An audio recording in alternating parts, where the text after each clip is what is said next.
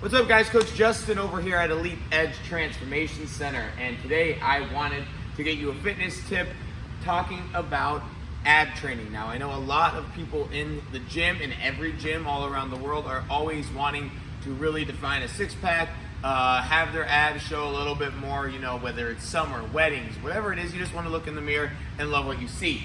However, a lot of us are always going about it the wrong way, and I'm going to break it down because we are not incorporating enough weighted ab training. So what this is going to do for us, one, it is going to be the most effective way to build size and strength. Now, for those of you that say, well, I don't want to build size and strength, I don't want to get bulky, I just want to get toned, stop, because toning is not a real thing.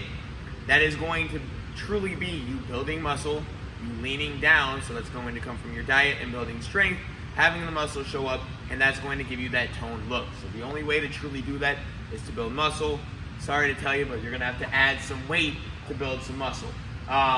Think just like when we're doing legs, just because your abs are burning throughout the set doesn't necessarily mean that it's gonna be the most effective thing. So if you're doing flutter kicks and you're doing them for 50 seconds, doing it for a minute, whatever, and your abs are on fire. Also, if you're doing a wall sit for a minute, your legs are on fire, but you're not building a whole lot of strength, you're not going to add a lot of size. I don't think anybody would ever tell you or think that that's a great idea.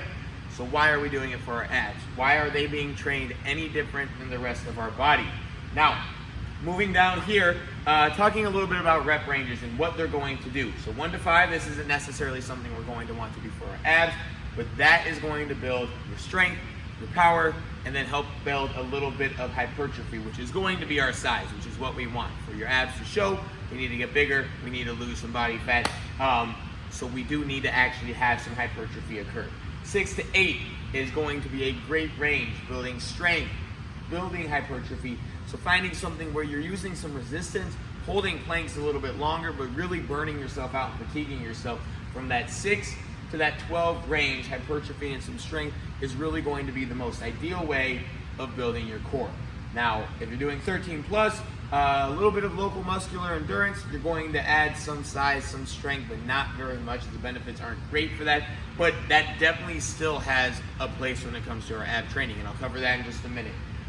What I wanted to do is give you guys 5 of my favorite ab movements. Yeah, 5 of my favorite ab movements that have a little bit of resistance, and I think you guys could do, whether it's here at the gym, do it from home, but finding a way to add them, start seeing some results that you want. Now, the first one is going to be a hanging leg raise. Now, you can do it from a bar overhead. If you have a dip bar or a Roman chair, you can do it from those as well. But we're overhead, arms are extended, and we're trying to raise those legs up, back down without swinging as much as possible. Now, if able, you can add a weight between your feet.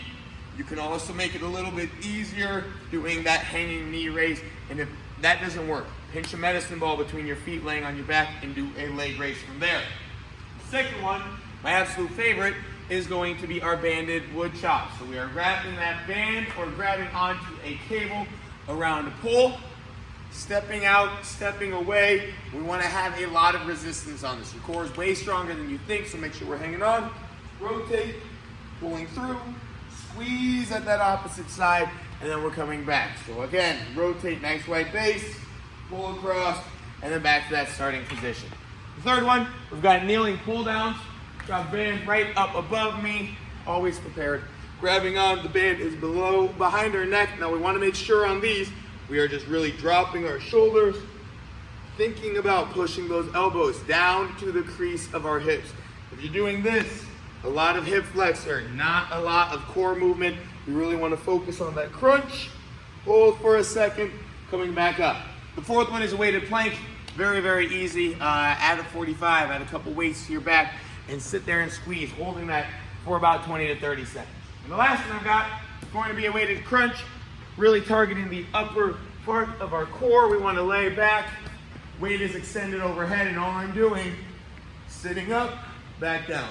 Trying to get those shoulder blades up off the floor, squeeze as long as you can, and then reset it. So what I think, guys, the best way if you're really just doing an ab movement, body weight still has a place, like I said. But start with a couple of those, 2 or 3 of the weighted ab ones, do 8 to 12 reps, kind of circuit through, and then pick your favorite body weight movements. Russian twists. You could do flutter kicks, leg raises, until failure, and repeat that 2 to 3 times. And I promise you are going to see more results than just sitting there and doing 100, 1,000 reps of crunches a day. So try this out. If you love it, like it, share it, please. Any publicity is good publicity. So have a wonderful day, guys. Get in the gym, crush your workouts, and we'll see you around.